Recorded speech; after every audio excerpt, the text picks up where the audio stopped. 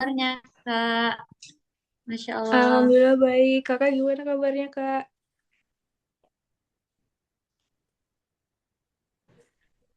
Alhamdulillah sehat.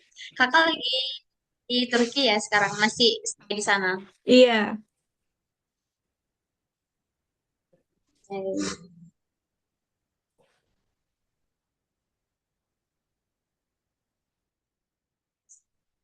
Untuk aktivitas untuk aktivitas sehari-harinya gimana? Lancar Kak?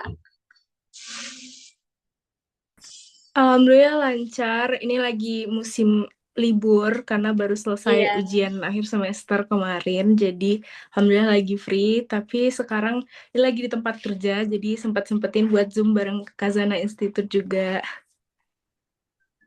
Karena saya lihat ini beberapa senior saya juga ada di sana dan lagi musim salju ya Kak ya.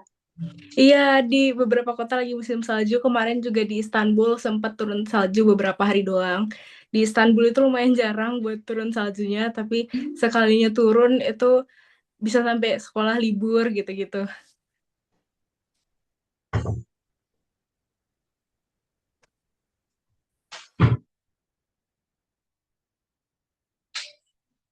Jadi lumayan ini ya Kak lagi masa menyenangkannya menikmati musim salju di sana.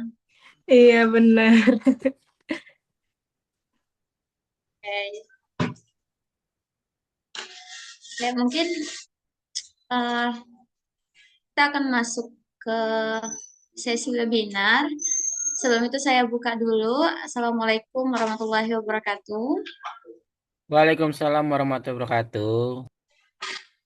Baik, buat teman-teman sebelum kita mulai, mungkin bisa open kamera terlebih dahulu.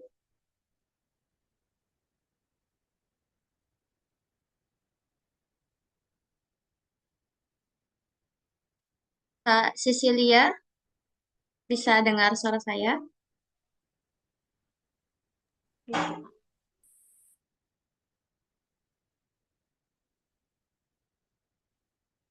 Kak Nanda dan Kak Anastasia juga.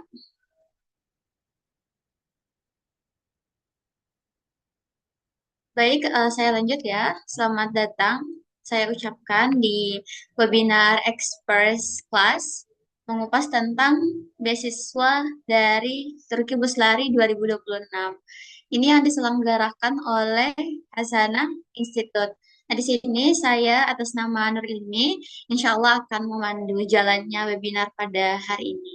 Mengingat karena pendaftaran YTB 2026 ini udah dekat lagi ya, jadi sungguh excited. Nah, malam ini kita akan membedah strategi gimana sih lolos dan praktisnya akan seperti apa ke depannya nanti dijelaskan sama Kak Nasila Marza. Nah, kebetulan Kak Nazira Marza ini adalah award YTB 2024 ya Kak ya.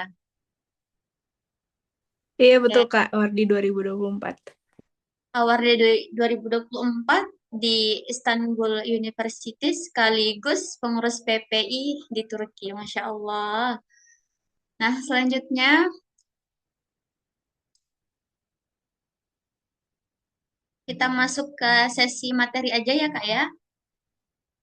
Nah, sebelum itu saya mau pastikan ke teman-teman semua apakah kondisinya sudah memungkinkan untuk kita mulai.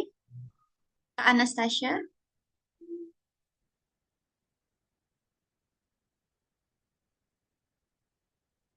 Oke, terima kasih. Kak Nanda Nuzula, gimana Kak? Apakah sudah bisa untuk kita mulai? Dan Kak Cecilia Leoni, dengar suara saya Kak? Oke, sekali lagi terima kasih dan untuk Kak Nashila Marza, kepada kakak saya persilakan. Sebelum itu saya akan bagikan presentasinya terlebih dahulu.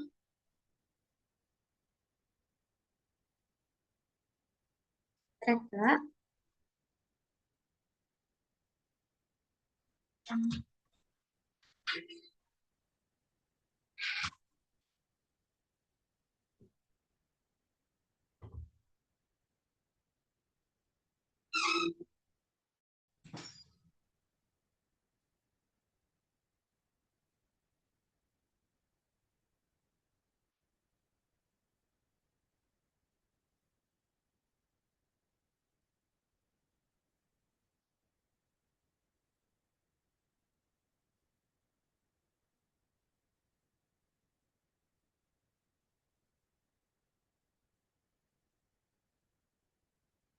Baik, apakah sudah kelihatan, Kak? Udah Kak, udah kelihatan. Oke. Silakan Kak Nazila Marsha, saya persilahkan. Oke, halo teman-teman semua. Assalamualaikum dan selamat malam di waktu Indonesia. Em, Gimana nih kalian, gimana kabarnya, gimana persiapannya buat YTB? Apa udah berapa persen nih? Jadi kita santai-santai aja, ngobrol-ngobrol aja, yang mau open mic boleh, yang mau chat di komen juga boleh. Ini udah mau Februari ya, sebentar lagi udah mau penutupan buat beasiswa Turki Bursari. Nggak nyangka cepet banget gitu ya waktunya berjalan. Gimana teman-teman, persiapannya udah berapa persen? Apakah ada yang udah mulai nulis letter of intent-nya dan lain sebagainya? Wah, itu Yogi jempol, berarti udah mantap ya Yogi persiapannya. Oke, jadi untuk hari ini kita mau ngebahas nih everything you need to know about Turki Bursari. Sebelumnya perkenalkan dulu, nama aku Naisla Marza Kusuma. Aku sekarang berkuliah jenjang S1 di Istanbul University, jurusan Journalism dengan beasiswa Turki Bursari atau yang biasa kita kenal beasiswa YTB.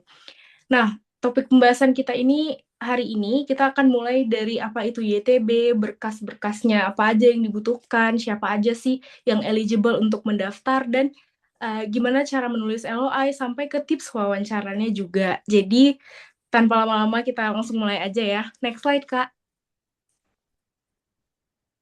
Oke, sebelum kita mulai ngebahas tentang letter of intent dan hal-hal yang berat semuanya, kita mulai dengan apa sih YTB itu dan eligibility-nya itu siapa aja sih? Oke, jadi Turki Bursari itu merupakan program beasiswa penuh dari pemerintah Turki untuk mahasiswa internasional. Nah, tujuannya itu mereka itu memberikan kesempatan kepada kita mahasiswa dari negara-negara untuk menempuh pendidikan sarjana S1 sampai S3 di universitas ternama di Turki.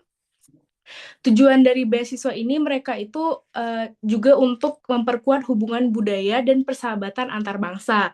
Nah, makanya program ini kalian itu bisa juga mendapatkan international network building, di mana kalian bakal ketemu banyak wardi dari seluruh negara, dan itu juga menjadi exposure akademik dan budaya buat kalian juga. Tahap seleksi dari beasiswa ini itu ada 2 seleksi, yaitu yang pertama seleksi berkas, dan yang kedua seleksi wawancara. Seleksi berkas ini yaitu mencakup dengan dokumen-dokumen yang kita upload, LOI, dan lain sebagainya. Untuk seleksi wawancara, khusus untuk pendaftar S1, kalian bakal ada tes MTK dasar dulu sebelum wawancaranya. Nanti kita bakal breakdown juga satu-satu gimana tips wawancara dan lain sebagainya. Oke, next slide. Di next slide ini kita akan ngebahas tentang benefit dan dokumen yang dibutuhkan. Ini tuh pertanyaan yang paling besar juga dari yang namanya beasiswa, pasti benefitnya apa aja sih, apa aja yang kita dapatkan kalau misalnya kita jadi ORDI. Oke, kalau misalnya kalian jadi ORDI di beasiswa YTB ini, kalian udah pasti dapat tuition fee. Tuition fee kalian ini bakal free, ditanggung sama YTB dari kalian awal mulai kuliah sampai kalian selesai, sampai kalian wisuda. Yang kedua itu ada akomodasi. Akomodasi dari pihak YTB ini kita bakal disediakan asrama untuk tempat tinggal. Yang ketiga itu kalian akan dapat tiket pesawat once and off, yaitu kalian dapat tiket pesawat dari pertama keberangkatan kalian dari Indonesia ke Turki, dan di saat kalian wisuda nanti mau kembali lagi ke Indonesia. Jadi kalian nggak perlu mikir gimana kalian bisa berangkat ke Turkinya dan lain sebagainya. Selanjutnya ada health insurance. Ini asuransi kesehatan kalian juga gratis ditanggung dari beasiswanya. Yang kelima, ini ada Turkish Language Course. Turkish Language Course ini itu berlangsung selama 1 tahun. Kelas bahasa Turki ini bersifat wajib ya, walaupun kalian itu memilih program yang bahasa Inggris. Kalian harus tetap ikut kelas ini. Terus juga kelas bahasa Turki ini itu ada level-level tertentu yang harus kalian selesaikan. Misal untuk kalian yang memilih jurusan 100% bahasa Turki, kalian harus memiliki sertifikat C1, dan seterusnya kalian harus ambil juga kelas akademik Turki. Dan kalau misalnya kalian cuman memilih program bahasa Inggris, kalian cuman menyelesaikan sampai level C1 tanpa harus mengikuti akademik Turkinya juga. Selanjutnya ada monthly allowance atau stipend bulanan nih, uang bulanan. Dari Turki Berselari juga mereka memberikan uang bulanan yang untuk S1-nya itu 4.500 lira, untuk S2 6.500 lira, dan untuk S3 itu 9.500 lira. Uang bulanan ini itu tergantung cukup, apalagi kita akomodasi, makan juga udah ditanggung di asrama, dan lain sebagainya. Jadi untuk kehidupan sehari-hari, ini lumayan cukup untuk kebutuhan basic kita. Dan yang terakhir itu kita juga diberikan kesempatan untuk memilih 12 kampus dan jurusan. Tapi pemilihan ini juga bukan asal pilih, nanti kita akan ngebahas sama-sama juga gimana strateginya untuk memilih kampus dan jurusannya ini. Dan yang selanjutnya itu ada dokumen yang kita perlu siapin dari jauh-jauh hari. Yang pertama ini of course ada valid ID. Ini bisa paspor atau KTP kalian juga. Kalau misalnya kalian belum punya paspor itu boleh pakai KTP. Dan nanti ketika kalian sudah lulus dan menjadi awardee itu baru bisa di-upload lagi paspornya. Dan selanjutnya kalian juga perlu ijazah.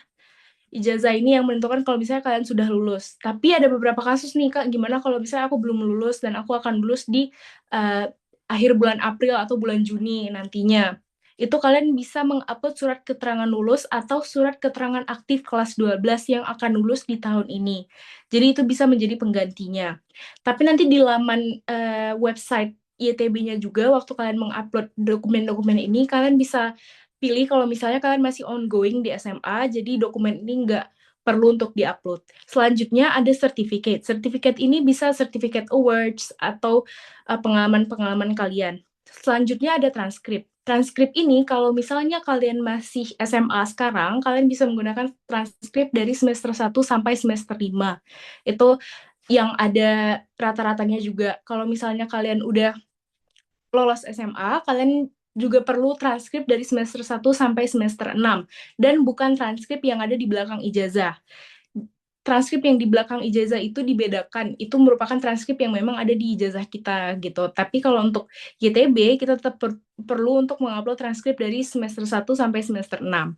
Nah, yang selanjutnya ini adalah 2 poin opsional. Yang pertama itu ada International Exam Results dan Language Test Result. Ini merupakan ketentuan di mana kalau misalnya kampus kalian itu perlu SAT misalnya, atau language test result kalau misalnya kalian memilih program yang bahasa Inggris. Kalian itu perlu mengupload TOEFL atau IELTS kalau kalian punya. Gimana kalau nggak punya, Kak? Kalau nggak punya itu sama sekali nggak apa-apa. Kalian bisa juga upload, bisa juga melanjutkan aplikasi YTB kalian tanpa dokumen-dokumen tersebut, karena dokumen tersebut itu bersifat opsional. Nah, untuk pendaftar PhD, itu dibutuhkan research proposal atau written work. Ini khusus PhD aja ya. Selanjutnya ada recommendation letter. Recommendation letter ini merupakan surat rekomendasi yang diberikan dari orang-orang yang mengenal pengalaman akademik kamu dan mengenal kamu secara akademik. Kenapa recommendation letter ini perlu? Karena kalian bisa menjelaskan diri kalian lebih banyak lagi dan lebih luas lagi dari orang-orang yang mengenal kalian dari akademik. Contohnya gini, kalau misalnya aku dulu minta recommendation letter dari guru debate aku, wali kelas aku, dan juga capsek aku. Recommendation letter ini berfungsi untuk menjelaskan nih, aku tuh gimana sih sebagai murid dari POV mereka, dari POV dulu aku ikut lomba debate, dari aku menjadi siswa, dan lain sebagainya. Recommendation letter ini maksimalnya 5, tapi kalian bisa upload 2 itu udah minimal banget. Dan yang terakhir, yang paling penting itu motivation letter. Ini motivation letter ini kita akan bahas lebih dalam lagi nanti. Dan selanjutnya, next slide, Kak. Oke, kita masuk ke eligibility. Setelah kita tahu benefit dan dokumen yang dibutuhin, sekarang ini ada beberapa syarat yang basically ngefilter kita dari awal, kayak siapa aja sih yang harus daftar YTB ini. Jadi yang pertama itu, YTB ini terbuka untuk citizen of all countries. Kalau misalnya kita dari negara apa aja, kita juga bisa daftar ke YTB ini. Kita juga bisa mendaftar kalau kita akan lulus dan sudah lulus itu di akhir tahun akademik yang berjalan, yaitu misalnya sebelum Agustus ini kita akan lulus, itu berarti kita bisa daftar. Jadi kalau misalnya kamu mau lulus dan kayak tinggal tunggu ijazah doang, itu kamu masih eligible. Selanjutnya ada researchers and academics. Ini juga ada jalur khusus untuk beasiswa research dari YTB ini untuk peneliti dan akademisi. Ini tergantung kategori programnya juga. Dan yang terakhir itu not a Turkish citizen. Kalau misalnya kamu bukan warga negara Turki dan tidak memiliki keluarga yang di Turki, itu kamu bisa mendaftar. Oke, next slide. Di slide ini kita akan ngebahas nih gimana sih alur pendaftarannya. Dan ini merupakan bagian yang paling bikin calon awardee gagal untuk mendaftar karena mereka banyak yang telat dan nggak tahu step berikutnya untuk mendaftar gimana gitu. Jadi make sure kita harus tahu dan fokus ke timeline pendaftarannya. Ini seperti yang tertulis di sini, dari 10 Januari sampai 20 Februari, which is sekarang banget nih, pendaftaran YTB lagi dibuka. Dan setelah pendaftaran itu ditutup, itu dari bulan Februari sampai ke bulan Juli, itu mulai evaluasi berkas. Lalu nanti di bulan Juli, itu wawancara dan tes tulis itu udah mulai dapat email dan sudah mulai dilaksanakan. Selanjutnya di bulan Juli dan Agustus itu baru evaluasi dari wawancara tersebut. Nah, kalau misalnya kita udah dipanggil wawancara itu berarti kita udah lolos seleksi berkas. Jadi berkas kita itu udah di-approve sama mereka dan kita tinggal kuatin ability kita buat diwawancara aja. Selanjutnya di bulan Agustus itu biasanya udah mulai pengumuman dan baru nanti di bulan September atau Oktober itu mulai keberangkatannya. Dan di bulan Oktober juga itu langsung mulai awal mula kelas bahasa. Oke, next slide, Kak. Nah, jadi tadi di pemilihan kampus dan jurusan di YTB ini kita diberikan 12 pilihan kan ya. Nah, tapi di 12 pilihan ini pastiin kita nggak milih itu secara asal-asalan. Kenapa? Karena ini juga berpengaruh dan akan ngebantu kita untuk membuat letter of intent dan juga bisa menunjukkan kalau misalnya application kita itu kuat gitu. Dus yang pertama itu kita harus memilih kampus dan memilih kota nih. Kota tujuannya itu bukan cuman karena kotanya bagus dan kotanya terkenal gitu, tapi kalian juga harus tahu cost of living, transportnya gimana, environment-nya gimana. Kayak kalau misalnya kita memilih kota yang kota itu tidak international student friendly, itu mungkin akan lebih susah buat kita adaptasi nantinya. Selanjutnya, kalian juga perlu riset tentang peringkat kampus dan jurusannya. Jangan jangan cuman kalian ngelihat kayak oh Istanbul University ini namanya besar dan Ankara University juga terkenal, tapi kalian juga harus melihat kekuatan jurusan-jurusan di kampus itu juga. Dan yang ketiga, kalian itu juga harus memilih jurusan yang sesuai dengan latar belakang kalian. Nah, ini juga banyak kelirunya dari para calon awardee yang mereka mendaftar itu tidak sesuai dengan jurusan latar belakang mereka. Misal dari IPA tapi mereka mau mendaftar ke jurusan seni atau sebaliknya gitu. Reviewer di YTB ini mereka suka banget konsistensi. Jadi makanya dari pemilihan 12 kampus ini kita juga bisa menunjukkan bahwa kita memang passionate di bidang yang ingin kita tujui. Jadi kalian harus benar-benar research itu juga. Dan yang terakhir itu kalian harus batasi pilihan maksimal 3 dalam satu rumpun. Ini juga salah satu tips yang aku gunain. Contohnya itu gini, misal aku di jurusan journalism. Journalism itu masih di dalam rumpun komunikasi.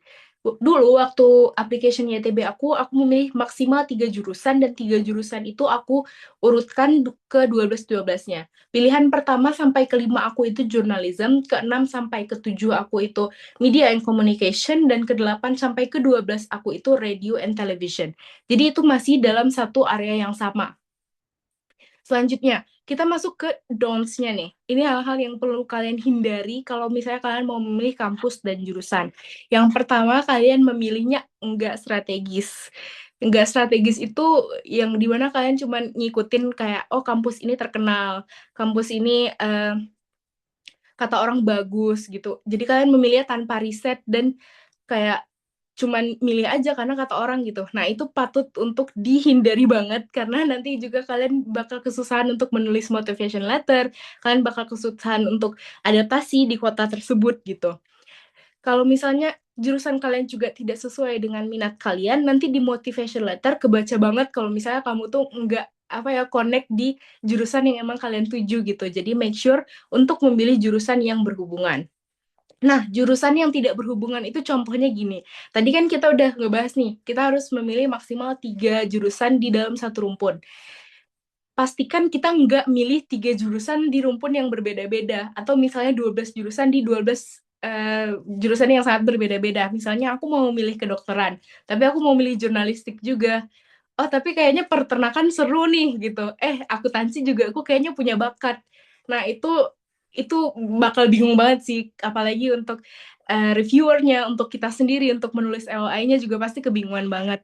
Jadi, the key is your choice should look like one coherent story. Kalau misalnya dari SMA kamu bidangnya di komunikasi, di IPS, berarti kalian juga harus pursue dan memilih jurusan di situ. Oke, selanjutnya kita akan ngebahas ke motivation letter nih. Ini yang paling ditunggu-tunggu banget.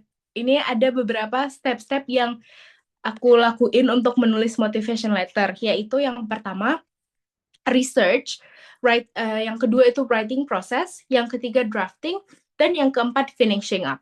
Oke, part menulis motivation letter ini paling menguras tenaga, waktu dan pikiran juga buat kita, tapi ini merupakan peluang lolos kita paling besar. Jadi kita harus benar-benar locked in untuk membuat motivation letter ini. Banyak yang bingung dan banyak yang nanya juga untuk menulis motivation letter YTB itu butuh berapa? Apakah butuh kayak satu kampus dan satu motivation letter gitu? Jawabannya enggak. Untuk YTB kita cuma perlu satu motivation letter untuk pendaftaran beasiswanya gitu. In general ini step by step-nya. Oke, next slide Kak.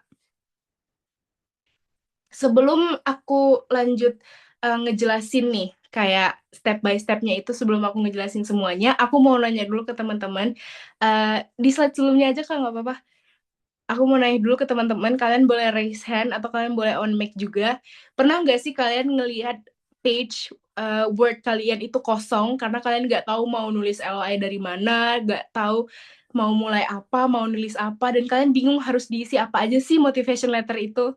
Kalau misalnya kalian relate sama ini, kalian bisa raise hand, kasih jempol, kasih love, dan semuanya.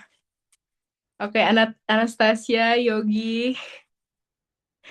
Oke, ini lumayan relatable juga buat aku. Waktu awal aku nulis LOI, aku juga bingung mau nulis dari mana. Padahal aku punya background penulis uh, scientific dan sebagainya, tapi aku tetap bingung nih, LOI itu sebenarnya apa sih dan mereka mau tahu apa dari aku gitu. Oke, salah satu kuncinya dan jawabannya yang aku dapetin dari pengalaman aku sendiri itu ialah kalian gak harus mulai nulis dulu. Oke, di next slide ini merupakan beberapa hal yang perlu kalian lakuin sebelum kalian nulis LOI ini. Next slide, Kak. Oke, jadi kan kita udah tahu nih kalau misalnya sebenarnya kita nggak perlu nulis dulu. Kita harus bertanya kepada diri kita nih. Kita harus nge-reflect dulu, kita harus mengumpulin isi-isi dan daging-daging dari motivation letter kita. Kita harus bertanya ke diri kita 3 pertanyaan ini. Yang pertama, why Turkey?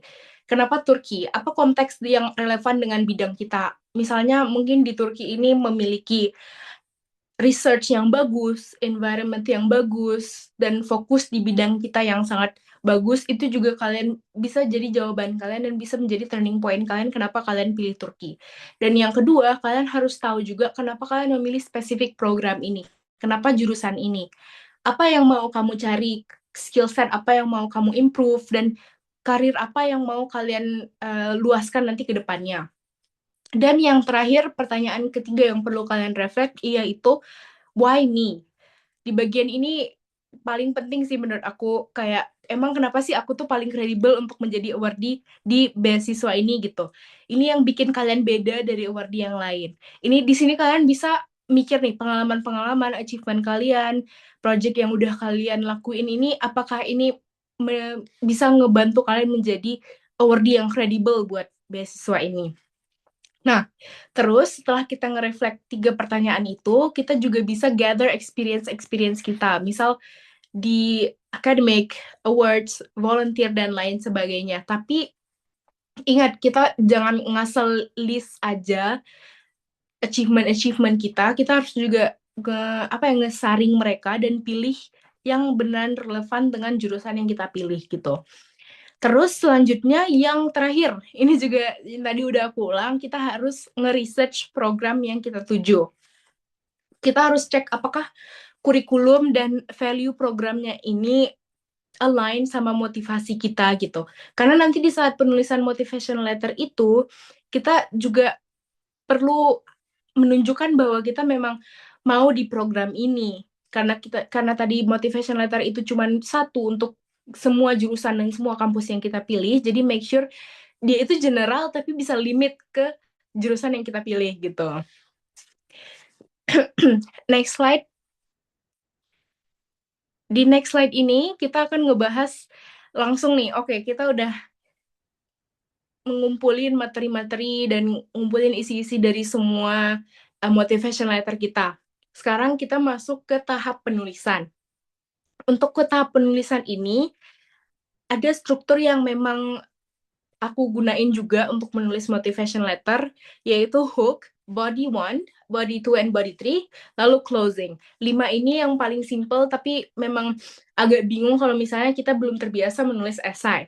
Jadi kita breakdown satu-satu ya. Untuk hook itu apa sih? Kenapa hook itu penting? Jadi hook itu merupakan kalimat, 2 atau 3 kalimat yang langsung menunjukin interest kalian, yang langsung membuat kalian itu menarik gitu. Hook ini akan menarik pembaca dan make sure mereka itu mau membaca esai kalian sampai habis. Kenapa hook ini penting? Karena di dalam esai itu ada 2 minute rule. 2 minute rule itu 2 menit pertama kita nulis esai itu paling penting untuk reviewer esainya. Karena mereka nggak akan ngebaca esai kita sampai habis, apalagi di dalam seleksi beasiswa YTB ini kita bersaing sama kandidat dari hampir seluruh dunia, dan komite beasiswa juga nggak akan ngebaca esai kalian kalau esai kalian itu dimulai dengan perkenalkan nama saya Naisila dan lain sebagainya. Itu esai kalian mungkin akan langsung di skip sama reviewernya. Jadi maka dari itu hook itu sangat penting untuk nge-engage esai kalian dan bikin esai kalian itu berbeda dari orang lain. Dan yang kedua itu kita masuk ke body one. Body one ini dimana kita ngejelasin tentang academic background dan achievement kita. Di sini kamu harus ngejelasin ya, tapi jangan sampai kamu cuman ngelist aja kalau misalnya kamu pernah kontribusi di sini, kamu pernah ikut organisasi ini. Jangan sampai kamu cuma ngelist itu, tapi kamu juga ngejelasin apa yang kamu pelajari dari hal itu dan dari pengalaman itu. Misalnya aku pernah menjabat menjadi ketua organisasi A. Di organisasi A ini aku belajar tentang leadership dan lain sebagainya. Itu juga penting untuk di-mention. Dan di body kedua ini baru kita masukin nih hal-hal yang udah kita reflect tadi. Why Turkey and why this program. Kamu connect lagi alasan Turki dan alasan kamu memilih program ini. Biar si reviewer esai kita ini ngerasa, oh applicant ini ngerti konteks dan memang butuh banget Turki untuk next step-nya gitu. Untuk menjalankan future career-nya. Jadi kan Turki itu salah satu tujuan kita untuk melanjutkan akademik. And this way kita bisa kayak merayu mereka gitu. Kalau misalnya enggak sama Turki, aku nggak bisa nih melanjutin mimpi aku gitu. Nah, baru di body 3 kita ngejelasin nih sebenarnya long term goals kita apa dan gimana sih scholarship ini bisa ngebantu kita. Kalian nge-engage lagi di skill dan network exposure yang akan kalian dapetin kalau misalnya kalian lolos di beasiswa ini. Dan yang terakhir itu ada closing. Closing ini nggak begitu ribet. Kalian bisa ngisi tentang kayak forward looking into contributing in the scholarship dan lain sebagainya. Kalian bisa restate komitmen yang akan kalian lakukan aja setelah kalian menjadi awardee. Nah, tapi setelah dari writing proses ini, esai kalian itu nggak langsung selesai. Kalian masih ada 2 step lagi. 2 step lagi itu ada di next slide, Kak. dua step itu yaitu drafting dan finishing up. Oke. Di drafting ini juga kalian bisa mulai nulis, tapi kalian jangan nulis yang bagus-bagus banget. Kalian bisa nulis semua apa yang ada di pikiran kalian, apa yang udah kalian satuin tadi di dalam template dan lain sebagainya. Kalian bisa naruh itu semua di dalam kertas kosong, dan kalian juga bisa menggunakan STAR method untuk menulis pengalaman-pengalaman kalian. Oke, STAR method ini mungkin agak rumit buat dimengerti pertama-pertama, tapi STAR method ini kurang lebih situation, task, action, and result. Jadi, situation itu konteksnya apa, task itu kamu sebenarnya ngapain di situ, dan apa yang harus kamu achieve, action itu bagaimana kamu melakukannya, dan yang terakhir result, apa yang kamu dapetin gitu.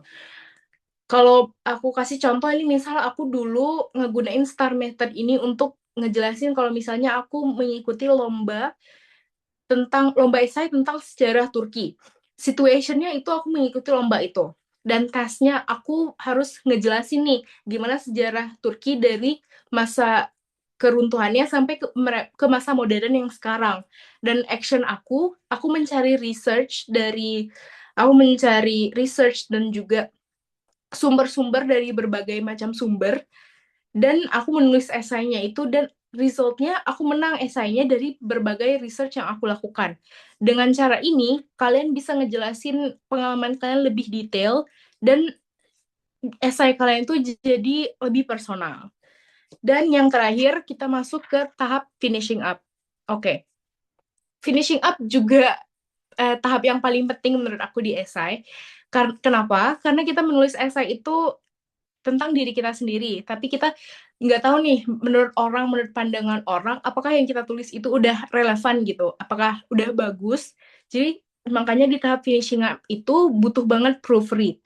Kita butuh cari typo atau mungkin ada repetisi dan kalimat-kalimat yang kepanjangan, itu kita bisa proofread, bisa dari situs-situs seperti Grammarly dan lain sebagainya.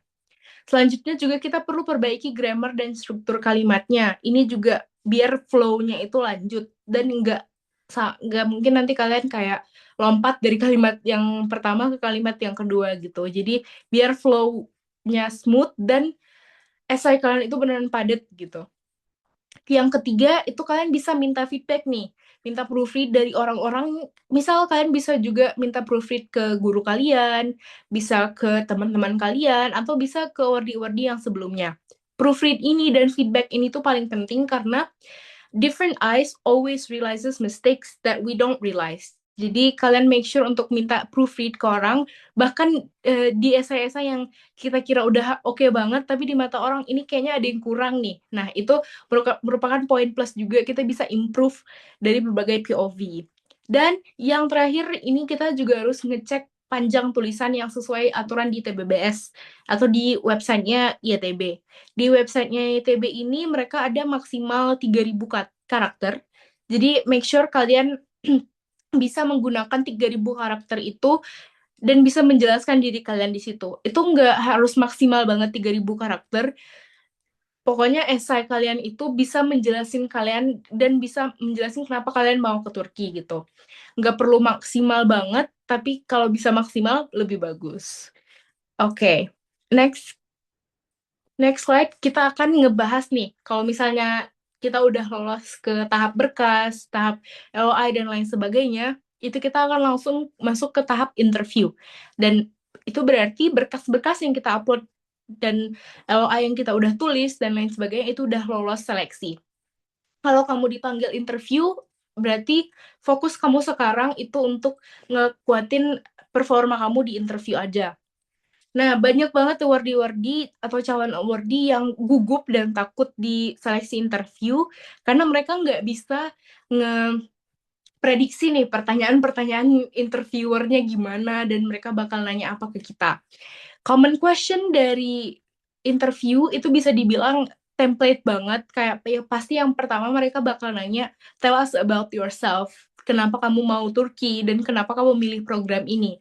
Pasti 3 pertanyaan ini pasti selalu diulang-ulang sama mereka. Tapi kuncinya ini, kuncinya kamu jangan mengulang apa yang sudah kamu upload di dalam sistem. Kamu harus nge-impress mereka dengan different version of yourself gitu. Tipsnya dari aku untuk interview proses ini, kalian bisa practice dan mock interview. Jadi kalian bisa jawab-jawab dulu pertanyaan-pertanyaan general tentang interview, tapi kalian jangan hafal jawaban ini. Kalian latihan di kaca, kalian ngomong sama teman, dan lain sebagainya. Dulu waktu aku nge-practice buat interview, aku pernah pakai ChatGPT. Aku ngirimin semua pertanyaannya ke ChatGPT, terus aku ngasih prompt kayak give me one question every time and I will answer you and rate how my performance is.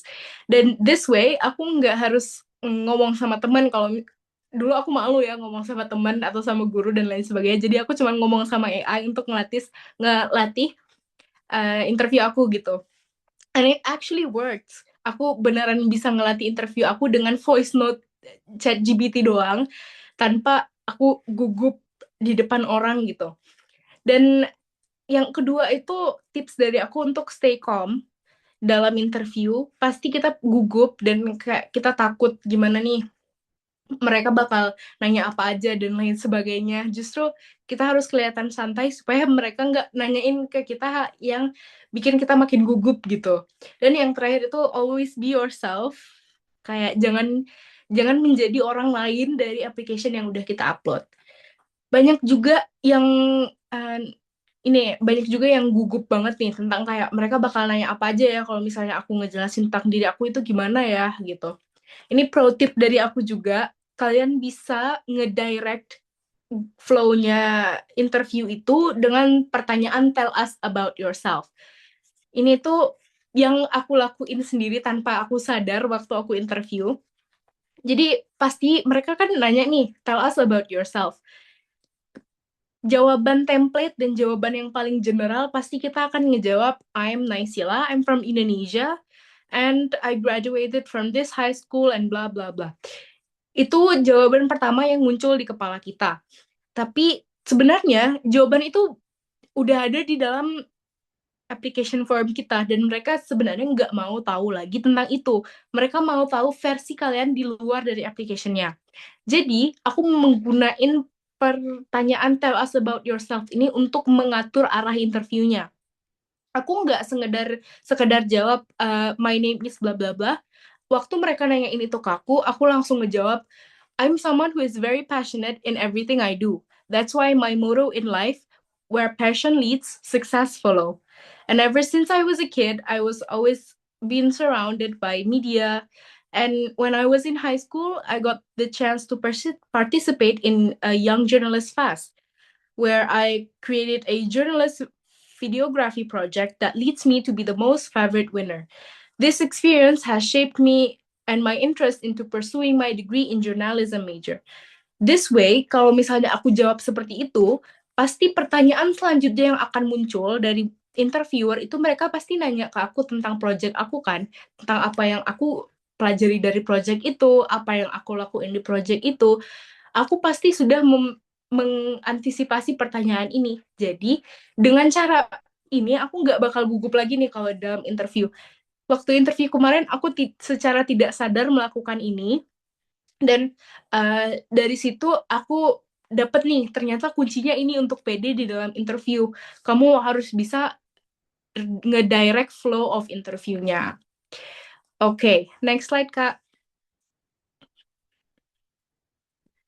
Nah, di slide yang terakhir ini kita akan ngepelajarin tentang application struggle dan culture challenges. Oke, pasti dari teman-teman semua juga ngalamin deadline dan time management untuk proses YTB ini. Dulu juga aku uh, dibarengin dengan SNBP, pendaftaran SNBP dan SNBT juga karena aku baru kayak mau lulus gitu.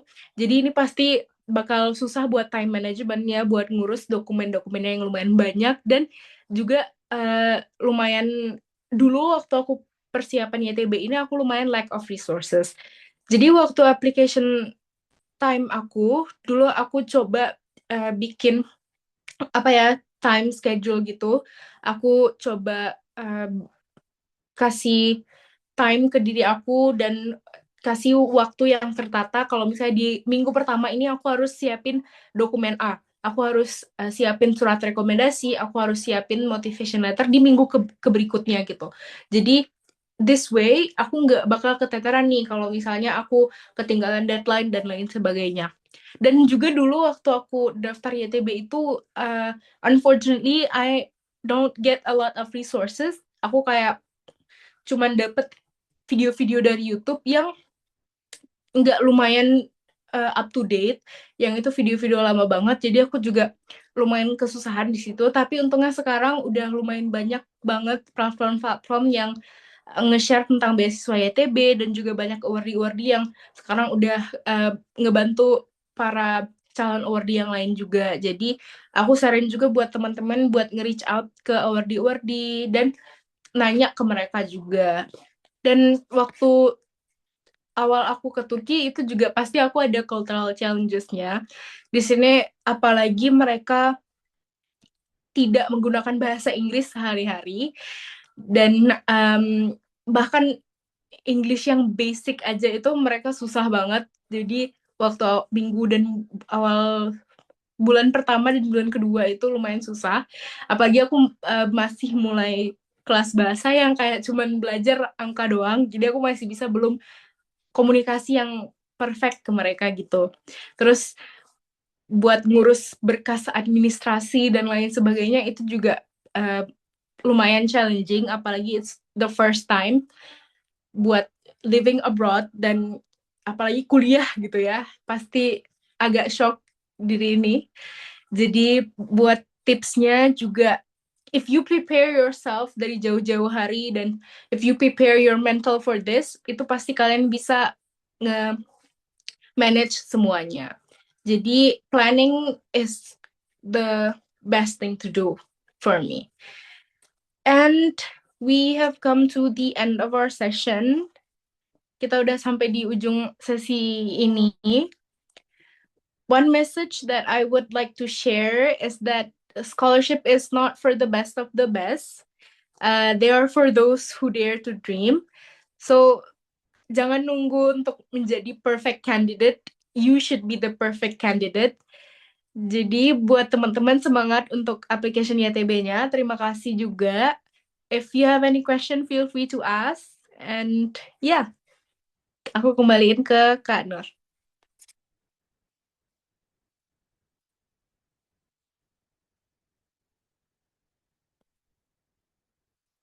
Oke, baik.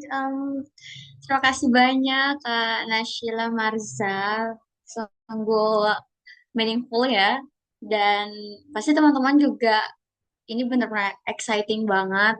Nah, mungkin dari teman-teman ada pertanyaan karena ini adalah kesempatan emas nih buat teman-teman yang udah daftar di webinar ini. Nah, ini adalah kesempatan emas buat teman-teman bisa bertanya dan menggali banyak hal yang teman-teman belum tahu. Nah, mungkin dari Kak Yogi, Kak Nanda, terus ada Kak Anastasia, Kak Yuni, dan Kak Nafla. Mungkin sekarang boleh raise hand untuk yang mau ditanyakan.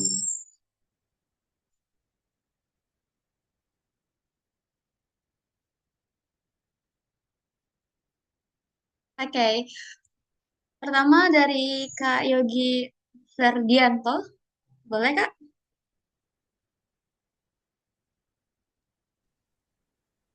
Oke, apakah suara saya kedengaran di sana, Kak? Oke, baik. Assalamualaikum warahmatullahi wabarakatuh. Perkenalkan nama saya Egy Ferdianto. Saya asal dari Pekalongan, Jawa Tengah, dan saya sekarang sudah mengajar sebagai guru sekolah dasar. Alhamdulillah, saya sudah bertemu dengan teman-teman yang hebat di sini, terutama moderator yang hebat, dan tak lupa ada pemateri yang luar biasa, itu Kak Marza ya, yang udah pernah tampil di Barudak Turki juga gitu. Kak, izin tanya Kak, ada beberapa pertanyaan yang mungkin saya ingin tanyakan, terutama di bidang jurusan, universitas, dan nanti hooks di suatu LOI gitu. Yang pertama mungkin langsung to the point aja. Tadi kan Kak Marza itu bilang bahwa apa untuk memilih top itu kita harus riset dulu kan, top university-nya gitu kan, atau universitasnya gitu. Pertanyaan saya, apabila universitas top, misal peringkat 5 di Turki, itu kita taruh di bawah yang tertulis 12 besar gitu. Misal dia di peringkat ditaruh di nomor 6 atau nomor 4 atau nomor 10 lah gitu. Kira-kira bagaimana Kak? Apakah itu nanti berpengaruh ke LOI kita ataupun ke summary kita ataupun yang lain sebagainya? Itu yang pertama gitu. Terus yang kedua, Kak,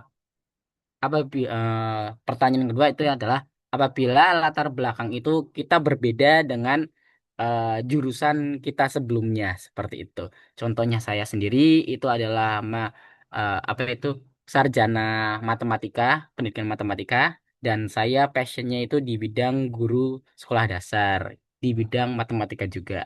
Namun kan itu ada perbedaan ya, karena pendidikan matematika sendiri kebanyakan langsung ke pendidikan SMP ataupun SMA. Sedangkan pendidikan matematika yang di sekolah dasar itu maksudnya kayak PGSD atau PGMI gitu.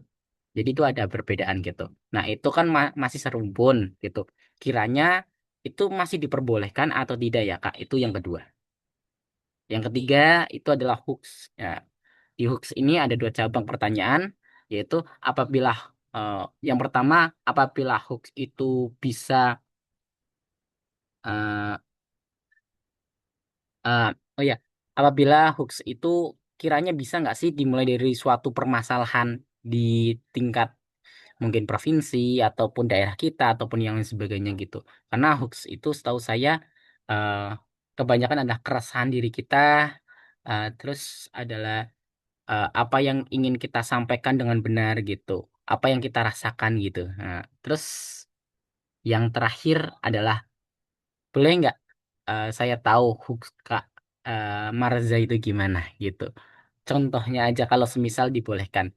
Dari semua pertanyaan tersebut, saya simpulkan ada poin-poin intinya. Yang pertama itu adalah apabila top universitas di Turki salah satunya misal peringkat 5 kayak misal ada di Istanbul atau Ankara itu ditaruh di poin bawah nomor 10 atau nomor 12 itu dibolehkan atau tidak, sedangkan yang nomor satunya itu misal universitas yang swasta gitu, karena setahu saya ada beberapa awardee yang membuat kesimpulan bahwa universitas yang kebanyakan swasta itu tidak mau di nomor dua kan seperti itu. Terus yang kedua itu adalah eh, boleh nggak sih latar belakangnya itu berbeda seperti itu. Nah yang ketiga itu adalah hooks-nya dimulai dari permasalahan dan Kak Marza sendiri hooks-nya bagaimana gitu. Itu aja Kak. Terima kasih. Assalamualaikum warahmatullahi wabarakatuh. Waalaikumsalam warahmatullahi wabarakatuh. Ada berbagai macam pertanyaan ya Kak ya dari Kak Yogi. Dan mungkin ini Kak Nazila mungkin bisa langsung dijawab aja Kak. Oke, kita langsung jawab aja ya. Tadi pertanyaan pertama itu tentang universitas yang top ditaruh di pilihan ke 5 dan lain sebagainya. Oke, untuk pilihan yang 12 itu tadi perlu diketahui juga itu pilihan kita maunya yang pilihan pertama apa, yang pilihan 12 apa. Dan pihak IETB itu bakal ngasih kita sesuai dari pilihan kita itu. Itu kayak preference nih. Oh, misal aku sendiri milihnya itu yang pertama kampus swasta dulu, yang kedua itu baru kampus negeri dan bukan di kota-kota besar. Karena dulu kesalahan waktu aku mendaftar itu aku nggak research sama sekali tentang kampus, jurusan dan lain sebagainya. Aku memang beneran ngelis aja asal-asalan gitu. Dan itu tuh yang bikin aku bersyukur sekarang itu YTB itu tempatin aku di Istanbul University, yaitu kampus yang tertua di Turki juga. Dan Istanbul University itu aku tempatin di ketiga atau kelima gitu kalau nggak salah. Dan itu tuh aku baru sadar setelah aku lulus.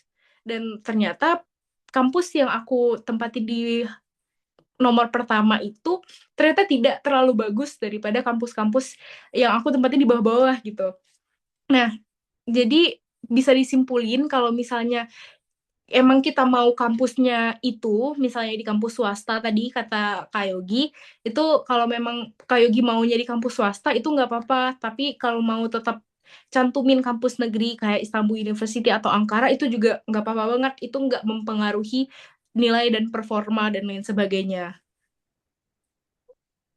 Gimana Kak? Udah paham untuk pertanyaan yang pertama? Paham, Oke. paham Kak? Pertanyaan kedua tadi yang tentang background-nya itu nggak selinear.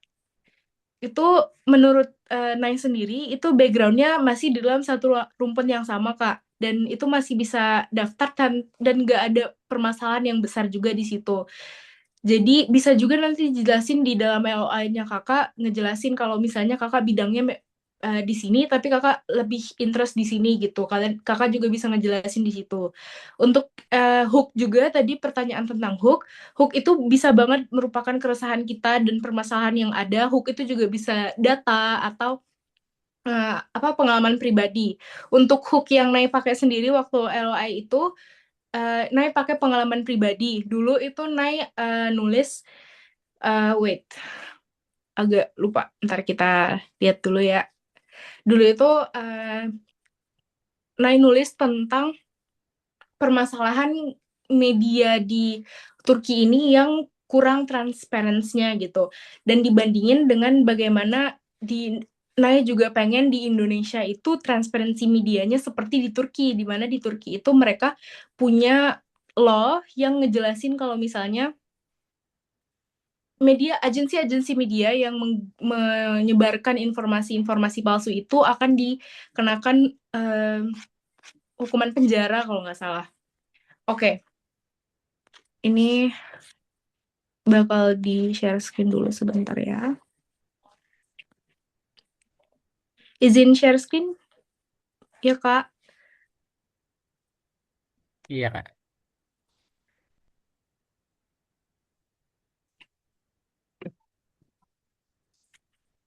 Oke. Ini letter of intent 9 dulu.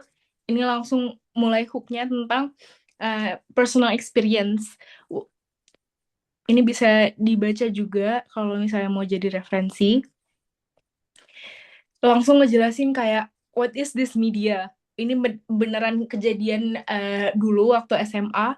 Guru Nang itu sempat nanya kenapa media-media sekarang itu banyak banget ngejelasin history sejarah-sejarah Indonesianya itu yang banyak propaganda dan klaim-klaim yang nggak benar gitu.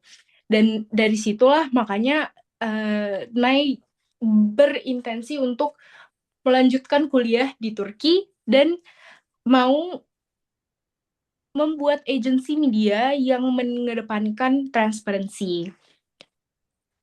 Oke. Selanjutnya tadi pertanyaannya Udah semua Kak. udah ya? Oke. Iya. Terima kasih ya Kak sebelumnya. Oke, Jelas sama-sama sudah Kak. terjawab dan insya Allah saya akan atur kembali dan insya Allah akan saya urus kembali. Kalau semisal ya, saya tanya lagi Kak, kalau tidak keberatan nanti saya tanya sama admin atau moderator yang bersama yang ada di sini mungkin bisa menghubungi Kak Marsya kalau misal ada pertanyaan gitu. Terima kasih. Boleh dari Instagram juga Kak. Kalau mau tanya langsung boleh kok. Baik Kak, terima kasih. Terus saya kabarin.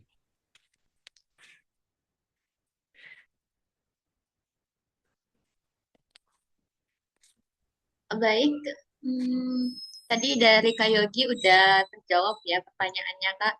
Nah, selanjutnya ini ada pertanyaan di kolom chat. Boleh Kakak lihat. Ini ada pertanyaannya. Dia,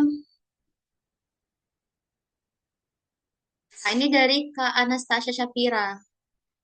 Kakaknya bilang, aku ada dua pertanyaan. Aku kurang paham sama yang transkrip nilai tadi dan aku ingin bertanya, ketika aku mau pilih jurusan, apa nama jurusan, apa nama jurusan yang dalam kurung English, contoh international relation, itu bedanya sama tanpa English apa ya, Kak? Apakah itu wajib ada TOEFL atau IELTS? Oke. Untuk yang transkrip tadi kamu kurang pahamnya di bagian yang mana, bagian nilai semester 1 sampai semester 5-nya kah? Bisa ditulis dulu di komen. Oke. Dan untuk pertanyaan yang kedua itu buat jurusan yang ada dalam kurung English itu merupakan jurusan yang bahasa pengantarnya bahasa Inggris. Dan itu biasa di bawahnya kalau dari sistem IETB kita bisa ngeliat nih kalau misalnya ada jurusan dan dalam kurung Inggris di bawahnya itu apakah mereka punya ketentuan TOEFL. Jadi bisa langsung dilihat di situ. Dan nggak semua kampus itu memiliki ketentuan TOEFL walaupun dia berprogramnya bahasa Inggris. Itu kamu bisa daftar juga tanpa ada ketentuan TOEFL, tapi nanti kamu tetap ikut tes bahasa Inggris dari kampusnya gitu. Jadi kampus di Turki ini ada beberapa yang punya tes bahasa Inggris sendiri dan mereka nggak ngewajibin TOEFL, tapi bisa menggunain tes dari kampusnya gitu. Transkrip yang di belakang ijazah itu dulu aku upload juga, tapi itu aku masukin dalam satu PDF itu sebagai ijazah, bukan sebagai transkrip. Jadi aku ngebedain untuk transkrip itu memang nilai rapor aku dari semester 1 sampai semester 6. Dan ada nilai pelajaran-pelajarannya juga dari semester 1 sampai semester 6 gitu. Gimana, udah paham? Oke.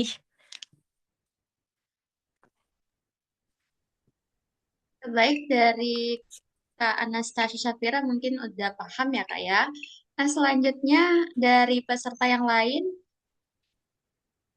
dari Kak Selamat Nanda, malam, apakah boleh bertanya? boleh Kak, silahkan. Baik, terima kasih atas kesempatannya. Mohon maaf off cam karena sedang di luar. Mohon izin bertanya untuk tadi mungkin masih transkrip. eh, Kalau misalnya sudah ada ijazah, itu berarti yang transkrip nilai yang dibawa oleh ijazah itu berarti ya Kak. Kemudian untuk yang kedua terkait tes bahasa Inggris tadi, apakah nanti tesnya setelah ada keputusan dari pihak YTB, misalnya kita lulus di kampus tersebut dan harapannya programnya bahasa Inggris, kemudian nanti ketika kita diberangkatkan ke Turki akan diikutkan ke tes tersebut atau bagaimana sistemnya? Terima kasih banyak. Oke, untuk yang transkrip tadi, kalau misalnya udah lulus, berarti tetap butuh pakai transkrip yang biasa, Kak. Kalau contohnya, nah itu dulu untuk di bagian S1 juga ada optional nge-upload tentang ijazah dan transkrip SMP, itu juga nge-upload dari ijazah dan transkripnya itu juga dari rapor dari semester 1 sampai semester 6 di rapor SMP juga. Dan untuk SMA juga berlaku seperti itu, jadi biar lebih jelas aja gitu. Dan untuk tes bahasa Inggris tadi itu kasusnya gini, untuk awardee yang temen Nai sendiri, itu dia jurusannya memang pakai bahasa Inggris, program bahasa Inggris, dan dia sendiri juga memiliki sertifikat IELTS, dan dia nge-upload sertifikat IELTS-nya karena itu merupakan ketentuan dari jurusannya di saat itu. Namun, waktu setibanya di sini, itu pihak YTB-nya nggak berkoordinasi sama sekali. Maksudnya, ini udah tanggung jawab di antara kampus dan awardee gitu, untuk menanyakan apakah sertifikat ini tetap masih berlaku atau tetap harus mengikuti tes lagi di kampus sendiri. Dan biasanya tes di kampus itu tesnya gratis, Kak. Jadi, walaupun memang harus tes ulang untuk tes bahasanya, itu juga gratis dari kampusnya. Dan biasanya itu kalau udah milih dari program-programnya itu bisa langsung tahu kalau misalnya apakah perlu TOEFL dan lain sebagainya. Bisa lihat di websitenya aja gitu, Kak. Di website TBBS-nya kalau di bawahnya jurusan dan kampus pasti kelihatan perlu TOEFL atau IELTS-nya gitu. Baik, Kak Nait, terima kasih banyak. Sama-sama, Kak. Selanjutnya dari ada nih pertanyaan Kak dari Kak Nanda Nizula, apakah ada tes seleksi? Untuk jenjang S1 itu bakal dilaksanakan tes seleksi, tes akademik, lebih tepatnya matematika dasar dan logika aja. Itu tes dilakukan 1 jam sebelum interview, dan tes itu kalau untuk teman-teman yang udah pernah ngikutin UTBK dan lain sebagainya, tes itu bisa dibilang lebih mudah daripada UTBK, dan contohnya juga pasti ada di halaman Turki Bursari, dan juga contoh lainnya itu bisa pakai dari contoh soal TR-YOS. TR-YOS itu merupakan soal yang kayak soal UTBK-nya di Turki, jadi mereka kurang lebih ngegunain soal-soal itu untuk tes seleksi di YTB. Dan untuk tes ini juga, ini nggak ada passing grade-nya, apalagi untuk yang jurusan soshum, ini tidak terlalu berpengaruh. Tapi untuk yang jurusan saintek, matematika, fisika, dan kedokteran apalagi, ini nilai dari tesnya ini lumayan berpengaruh dan lumayan bisa menentukan gitu.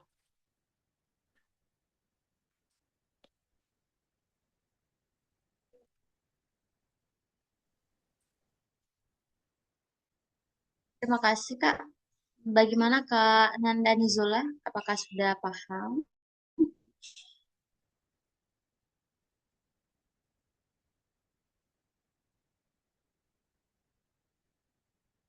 Ya, baik. Em, Selanjutnya dari peserta yang lain, apakah masih ada pertanyaan? Mumpung ini masih sementara berjalan, teman-teman bisa pakai waktunya buat bertanya. Barangkali dari Kak, siapa lagi nih yang belum? Dari Kak Rafif, ada yang mau ditanyakan, Kak?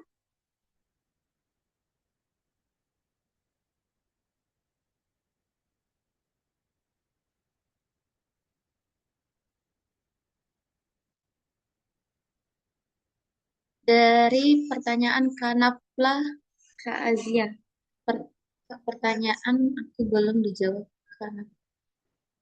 Oh ya, ini ada pertanyaan juga nih dari kolom komentar dari Kak Napla. Kak, di bagian Works Project Certification File, apakah wajib untuk mencantumkan sertifikat? Kalau tidak ada sertifikatnya, apakah boleh mencantumkan bukti kegiatan saja? Untuk bagian awards ini itu boleh mencantumkan buktinya seperti foto, atau misal kalau project itu biasa ada bukti barangnya ya, itu juga bisa diupload kalau misalnya nggak ada sertifikatnya. Dan di halaman di bawah LOI itu juga ada halaman additional information. Kalau misalnya kalian notice, di halaman itu kalian juga bisa ngejelasin tentang project-project yang kalian nggak bisa jelasin lebih lanjut gitu. Kayak contohnya di project itu halaman buat ngejelasin projectnya kan sedikit, kalian bisa ngejelasin lagi di bawah additional, di bagian additional information itu.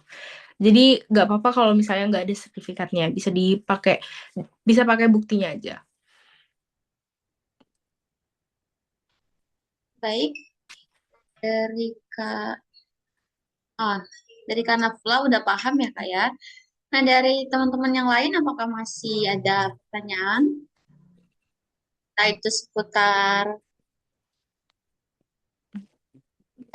LOI ataupun pas pertanyaan interview. Nah, ini ada dari Kak Raffi. Boleh Kak langsung? Suara saya terdengar kan Kak? Ya, Nah, izin bertanya, itu ketika upload sertifikat itu katanya kan setiap sertifikat kan ada nilai-nilainya sendiri. Nah, itu dari mana? Misal kita kan punya dua sertifikat. Pertama sertifikat lomba, nah yang kedua itu cuma ya partisipasi atau apa itu. Nah, yang didulukan itu yang mana? Seperti itu.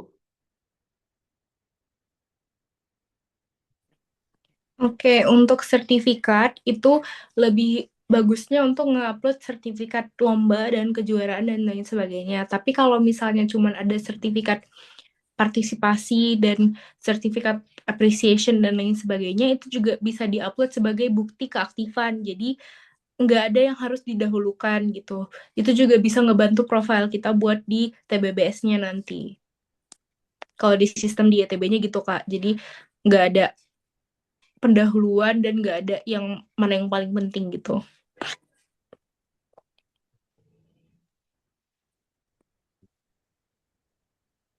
Kita terima kasih.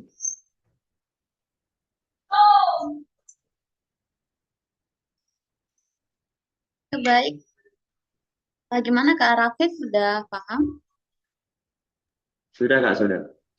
Oke. Terima kasih. Dari peserta yang lain?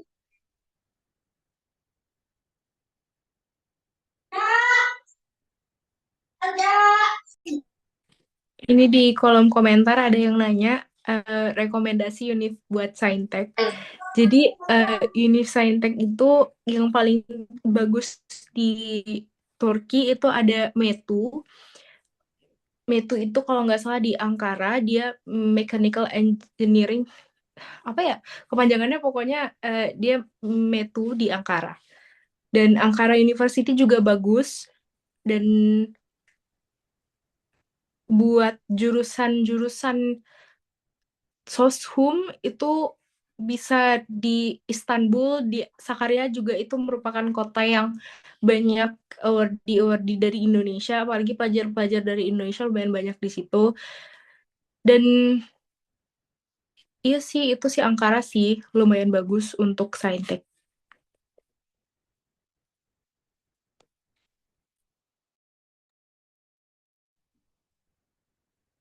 Ya, terima kasih Kak Nazila.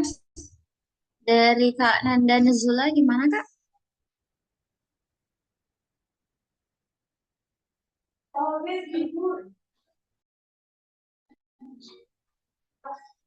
Apakah masih ada yang ingin ditanyakan Kak Nanda?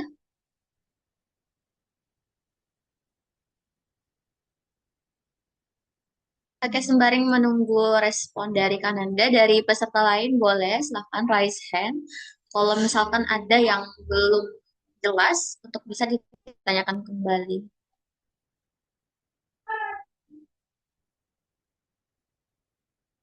Kak Yogi Ferdianto, gimana Kak? Silahkan. Baik, terima kasih moderator. Izin bertanya kembali jika dibolehkan.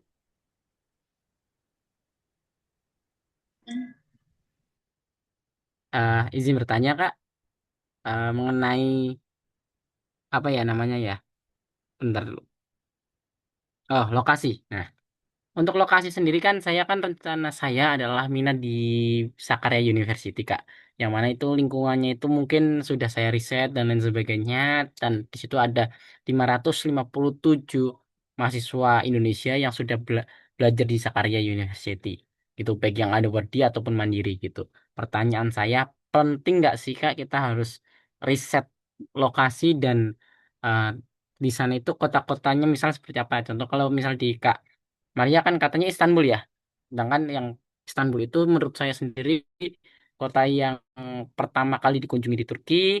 Lalu yang keduanya itu adalah dengan jumlah turis terbanyak. Lalu ada lagi apa ya namanya?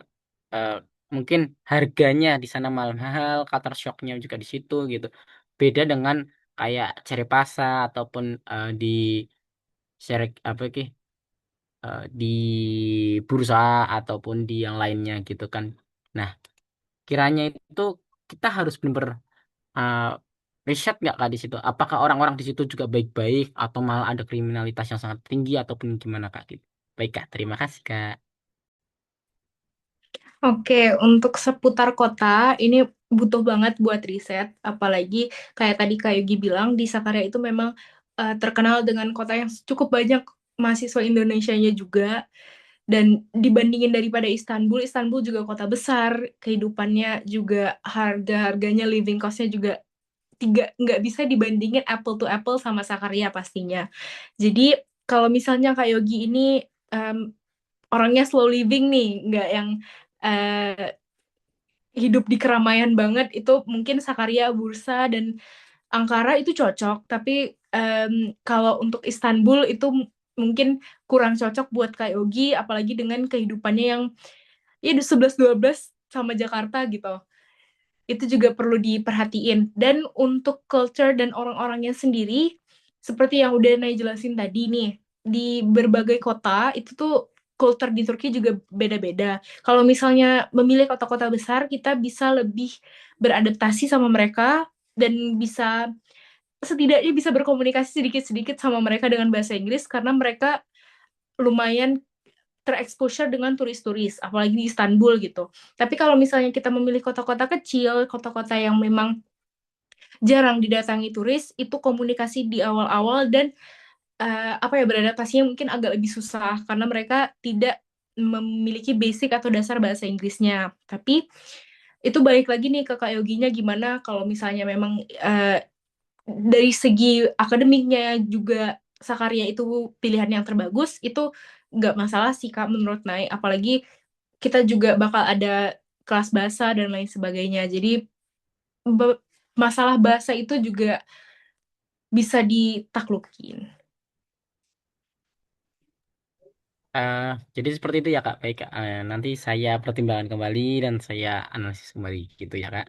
Untuk Oke. mungkin untuk pelengkap Kak, pelengkap di momen ini dan mungkin terakhir saya untuk bertanya gitu kan, karena saya mungkin udah bertanya lebih dari 5 kali. Eh, ada beberapa satu pertanyaan yang mungkin harus dijawab Kak Marza gitu. Apakah dibolehkan Kak? Boleh, boleh. Ah, baik. Ada satu pertanyaan. Pertanyaannya itu why yang cangkup semuanya. Kenapa? Why? Uh, Kak Marza itu memilih Turki dan programnya serta kenapa Kak Marza harus ke sana. Terima kasih Kak. Oke. Eh, kalau misalnya why ke Turkinya sendiri, jujur ini bukan plan dari aku untuk mendaftar ke beasiswa ini.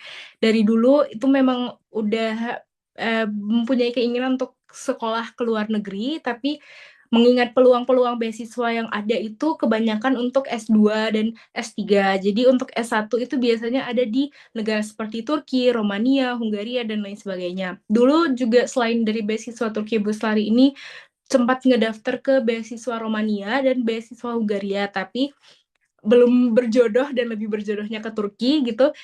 Jadi alhamdulillah ngedaftar ke sini dan lolos.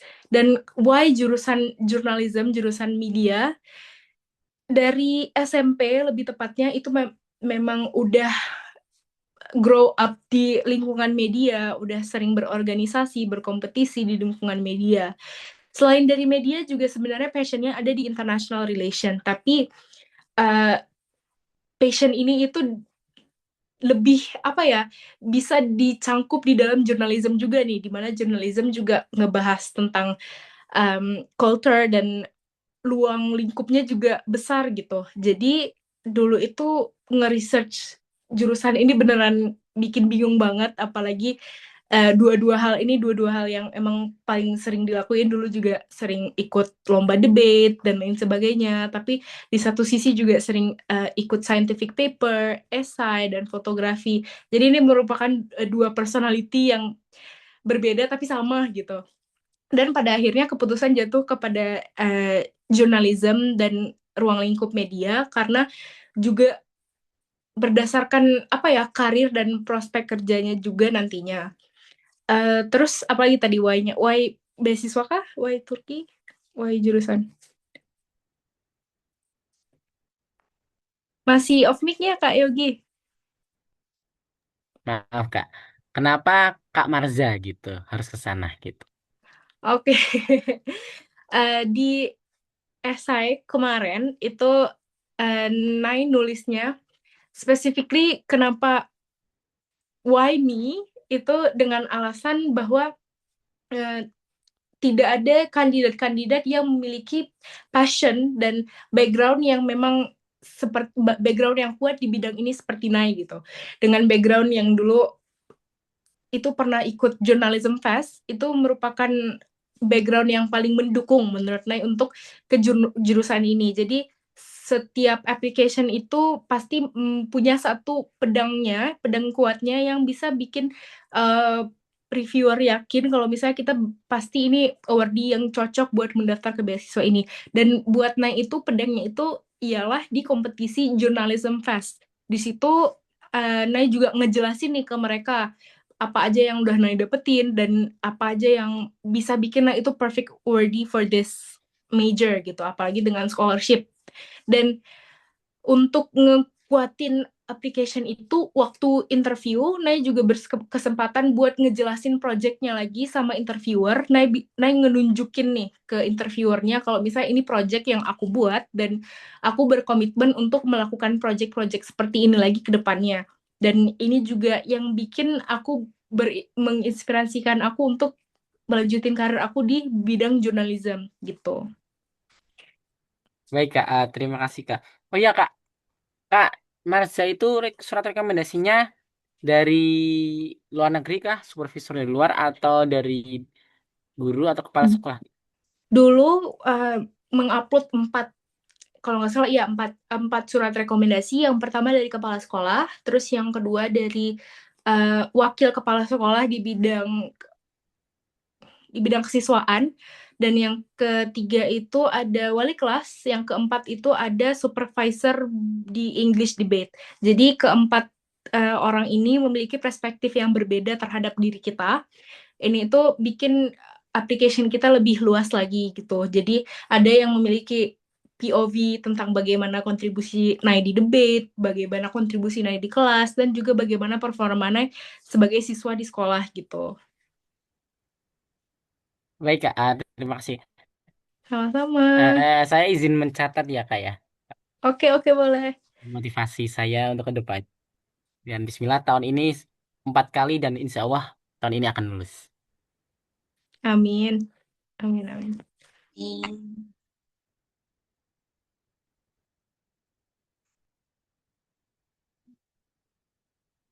Oke. Suara saya kedengaran ya, Kak? Ini jaringannya agak kurang bagus di sini. Apakah suara saya masih terdengar, Kak? Masih Kak. Terdengar, Kak? Oke. Oh, itu ya tadi dari pertanyaan Kak Yogi Ferdianto, lumayan banyak ya. Tapi saya rasa ini adalah apa ya? Maksudnya Kak Yogi ini udah benar-benar apa ya? Benar-benar spesifik gitu. Berarti flavornya udah harusnya lebih matang lagi. Berarti ini Amin. eh, untuk yang keempat kalinya ya Kak ya? Iya gitu. Dan itu di ujung itu udah dari tahun 2021 gitu. Itu ada Oh, bendera Turki, siswa dan lain sebagainya gitu. oke. Ya semoga tahun ini bisa lulus lah ya Kak ya. Amin. Amin. Nah, ini dari Kak, masih ada nih pertanyaan dari Kak Nanda. Bagaimana culture di Turki dengar-dengar katanya lagi tidak stabil nih ekonominya Kak. Gimana nih Kak Nazila? Oke, kalau culture-nya mungkin lebih kayak gimana kehidupannya di sini ya, gimana dengan ekonominya yang tidak stabil. Jadi kembali lagi ke cangkupan beasiswa tadi, kita cuman untuk S1 cuman diberikan 4.500 lira, itu kurang lebih itu 1.800.000 kalau di rupiahnya.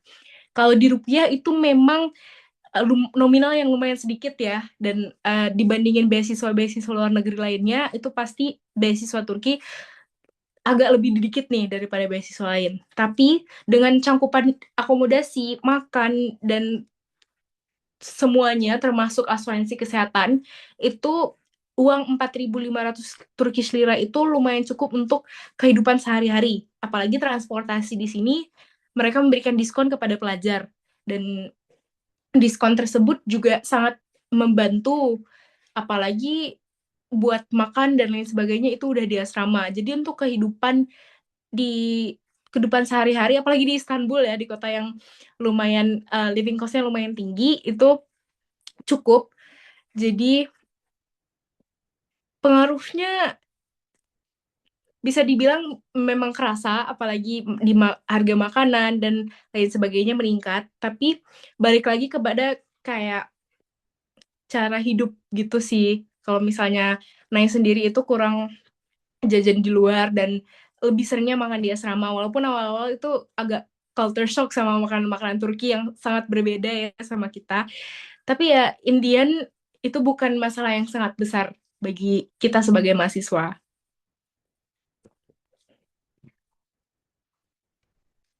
Oke, baik. Dari Kak Nanda gimana, Kak?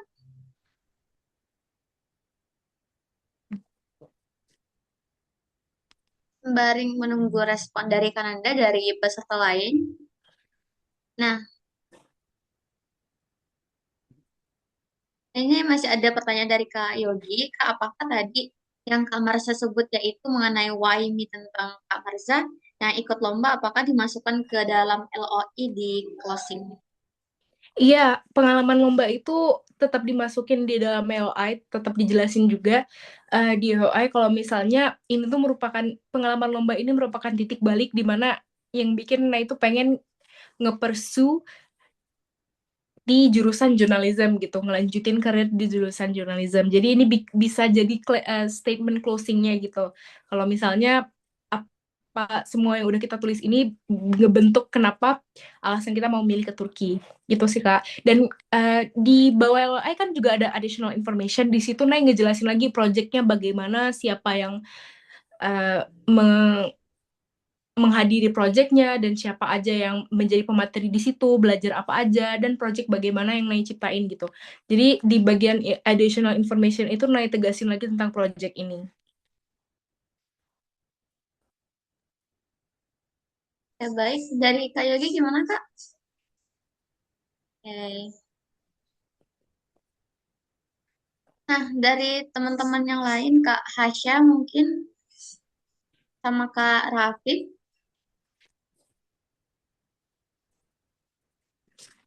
Assalamualaikum.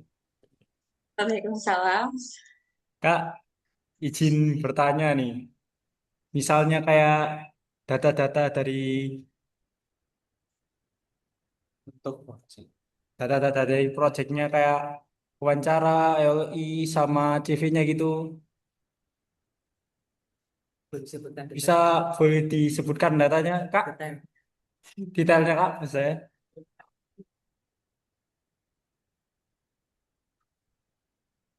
Gimana, Kak? Bisa diperjelas lagi?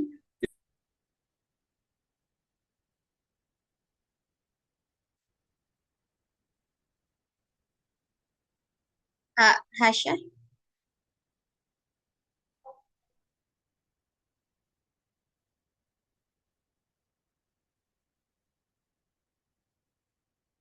Dari Kak Hasya gimana, Kak? Bisa diperjelas lagi pertanyaannya, Kak?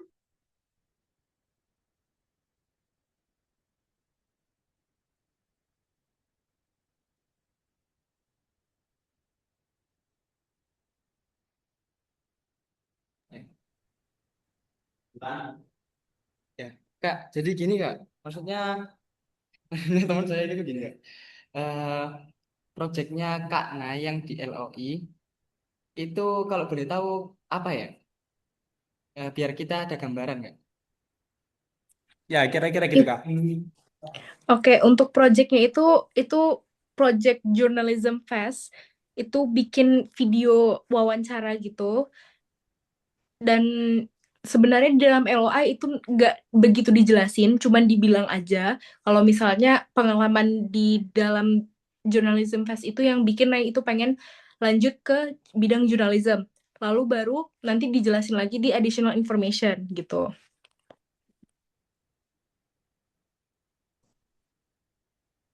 Oke, gimana dari Kak Hasya? Ya, terima kasih. Oke, sama-sama. Oke, mungkin pertanyaan terakhir ya. Apakah masih ada sebelum kita ke sesi closing pada malam hari ini?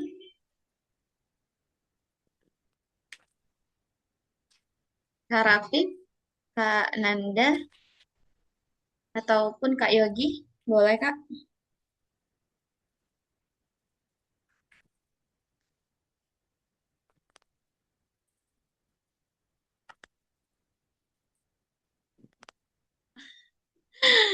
Ya, dari Kak Yogi nih katanya. Kalau dari saya katanya cukup nih, Kak. Cuman mungkin ada satu kalimat penyemangat nih. Oke, kalau kalimat penyemangat itu sih tadi scholarship is not for the best of the best, it's for those who dare to dream. Jadi kita harus tetap bermimpi tinggi-tinggi dan harus bisa mengejar mimpi itu. Be the perfect candidate. Nah, selanjutnya dari Kak Raffi, boleh Kak langsung saja.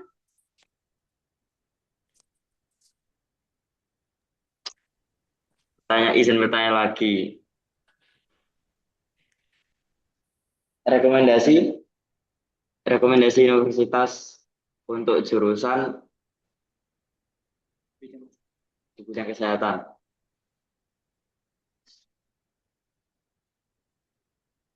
Dari jurusan. Gimana Dari Kak? jurusan kesehatan. Dari jurusan. Rekomendasi universitas, Kak. Iya. Oh, untuk jurusan kesehatan itu di Istanbul terkenal bagus, Kak. Untuk di Istanbul University sendiri itu bagus untuk jurusan kesehatan. Apalagi kedokterannya itu bagus. Dan di kota-kota seperti Ankara juga lumayan bagus, Kak, untuk jurusan kesehatan.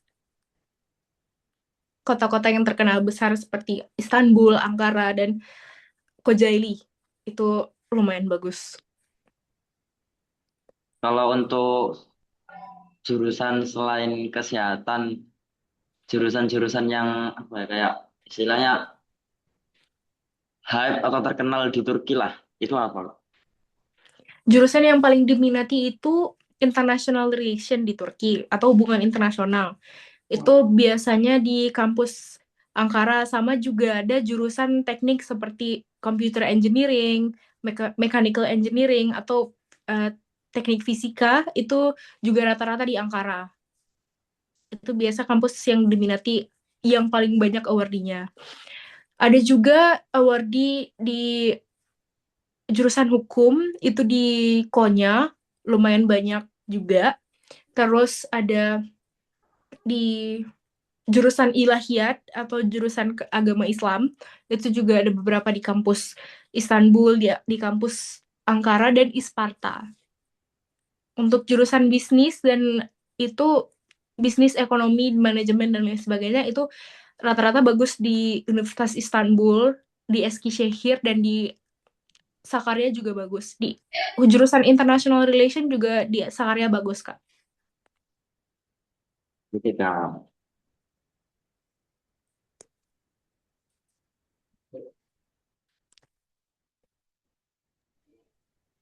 Dari Kak Raffi, gimana Kak? Udah paham?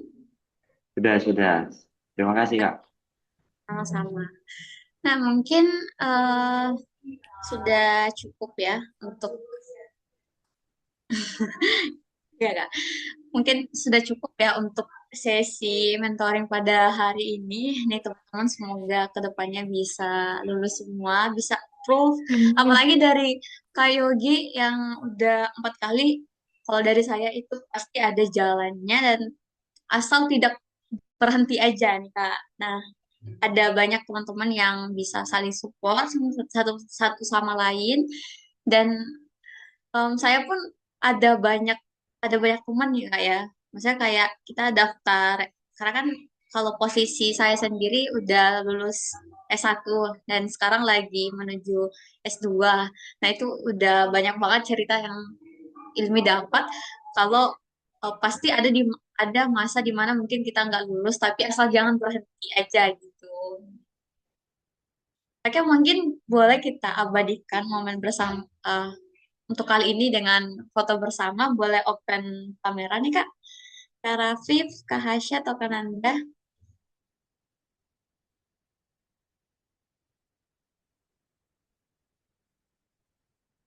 Kameranya rusak. Oke, nggak apa-apa Kak.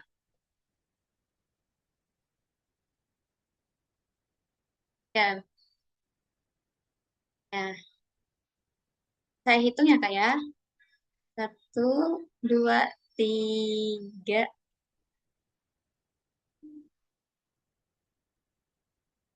Oke, sebentar ya Kak.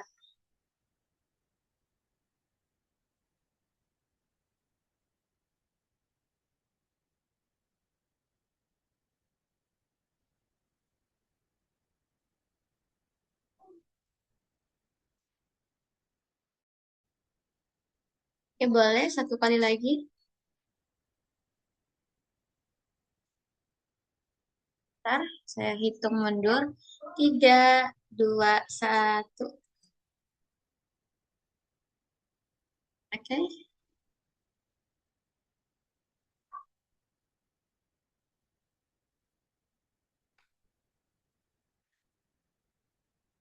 Oke, baik. Nah, ini ada Kak Nazila yang ada mention di bawah. Kalau misalkan teman-teman ada pertanyaan, silahkan bisa langsung di DM Kak Nasila ya. Oke, mungkin cukup sekian mentoring pada hari ini. Semoga membawa berkah bagi kita semua. Terima kasih yang sudah hadir. Kak Nazila, Kak Yogi, Kak Hasya, dan Kak Rafif semuanya. Semoga bisa sukses lagi ke depannya. Dan saya akhiri. Wabillahi taufiq wal hidayah. Wassalamualaikum warahmatullahi wabarakatuh. Waalaikumsalam. Waalaikumsalam Terima kasih warahmatullahi semuanya. wabarakatuh. Kasih keradar ya, Terima Kak. kasih. Jurus-jurus.